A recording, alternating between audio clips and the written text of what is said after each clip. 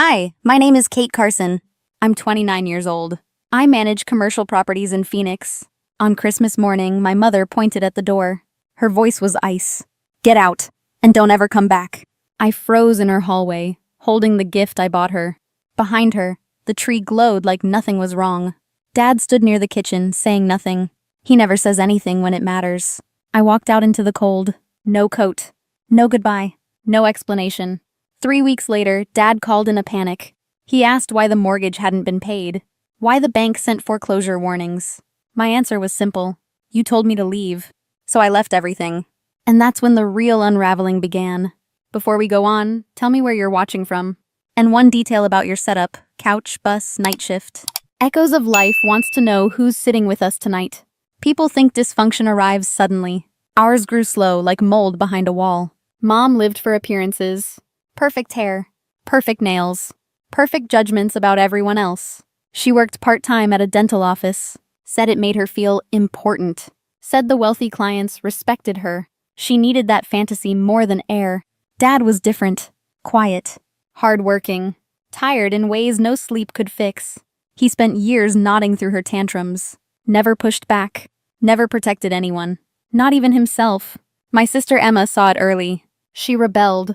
Piercings, new friends, late nights. Mom hated that Emma didn't fit her perfect family script. I fit the script too well. Good grades, part-time jobs, never talked back. That made me the responsible one. Mom weaponized that title constantly. You'll take care of us someday. You're the stable daughter. You owe your parents after everything we gave you. Everything they gave me? Most days were shouting matches about money. Mom complained about bills while carrying new shopping bags. Dad came home exhausted, only to get blamed for everything.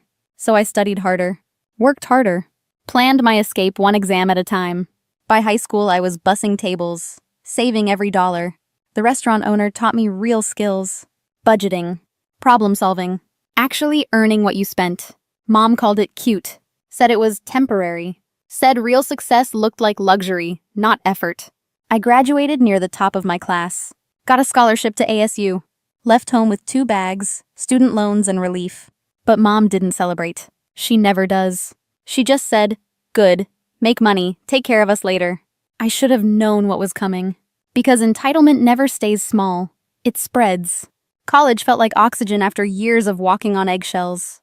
I studied, worked, and rebuilt myself without her voice in my ear. Graduating with a business degree felt unreal.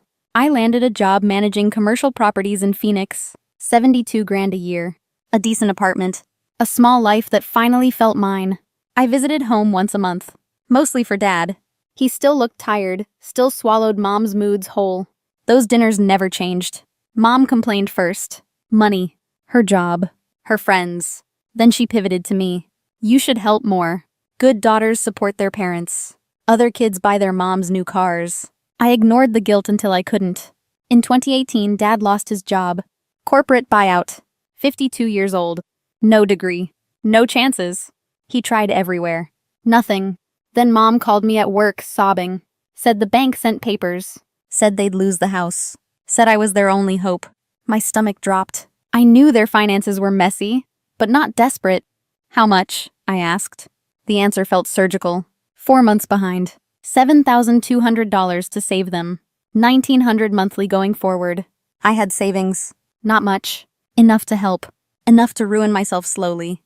I met with their bank that weekend. Explained everything. Showed my statements. Arranged a structure where I quietly took over the payments. Their names stayed on the loan. I handled the money. I even let the bank tell a fake story about assistance programs. It protected their pride. It destroyed mine. The first transfer hurt. The second numbed me. By year 2, I wasn't helping. I was supporting 2 adults who refused to adjust their lives. Mom started spending more. New clothes, new hair appointments, new complaints about being poor, while I lived like a college kid again. My friends noticed. Why was I always broke? Why couldn't I travel? Why was I skipping dinners out? How do you tell people your mother became a financial black hole? The relationship I had ended. He said I was emotionally unavailable. Said I was still tied to my parents. He wasn't wrong. By year 4, I tracked every payment. Color-coded spreadsheets. Red everywhere. Panic everywhere. I kept telling myself it was temporary. But entitlement doesn't fade. It grows deeper roots. And mine were choking me. If this were your family, what would you do? Comment 1 to cut everything clean. Comment 2 to confront them publicly. Echoes of Life is watching your choice. 6 years passed like that. 6 years of payments, excuses, and quiet resentment. Then came the day that detonated everything. Christmas Day. The night I finally snapped. I drove over with groceries like always. Steaks, wine, dessert. Stuff I couldn't even justify buying for myself. The house looked different when I walked in. Too shiny, too new. A massive leather sectional dominated the living room. Brand new. At least $6,000. Mom saw me staring. What do you think? We deserve nice things. She said it casually, like I hadn't been paying their mortgage for years. I swallowed the anger, headed to the kitchen to cook. Dad sat in his usual chair, scrolling his phone. He mumbled a greeting. Didn't look at me. Didn't look at anything anymore. But then I noticed something strange. Someone else was there. My aunt. Mom's sister. Visiting for the holiday. Smart, grounded, successful. Everything my mother pretended to be. She hugged me tightly. Said she was proud of my job. Said my parents must be thrilled about how well I'd done. I watched my mother's jaw tighten. That familiar flash of envy. Dinner started tense but civil.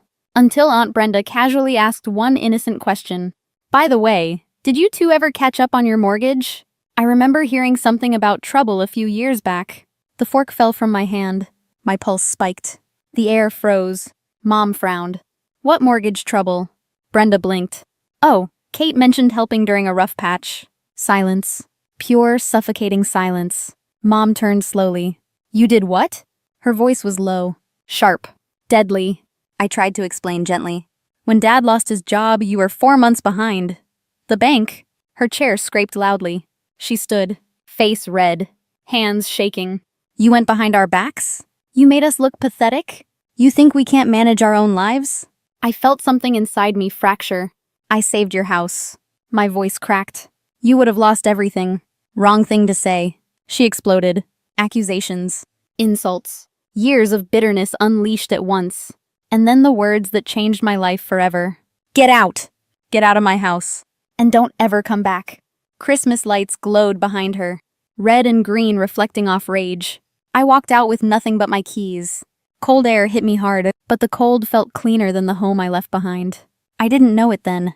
But that door slam saved my life. I drove home in silence. No radio. No thoughts. Just numbness.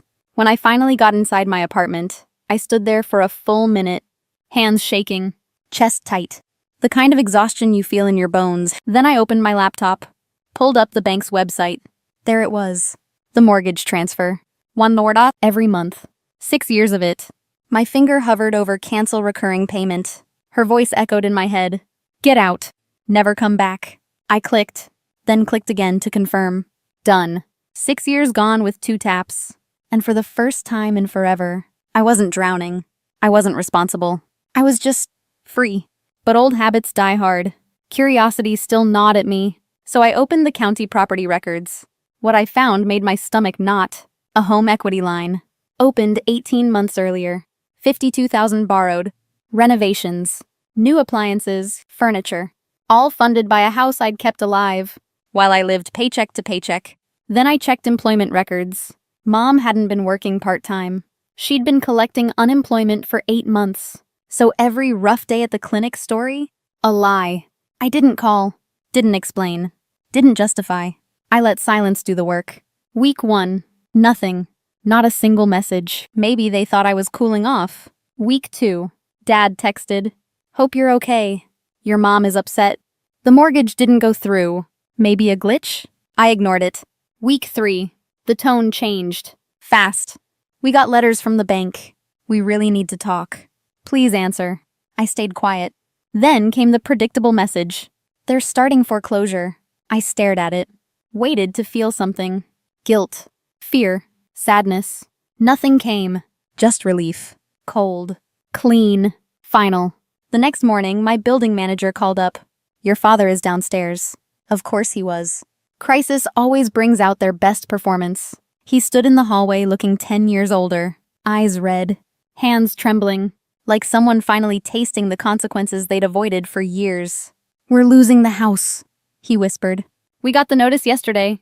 He looked at me like I was the last life preserver on a sinking ship. Please, we need your help. For a moment, I said nothing. I just studied him. The fear, the desperation, the sudden realization that I had been holding everything together. I stepped aside and let him in. Not out of pity, not out of obligation. Out of one reason only.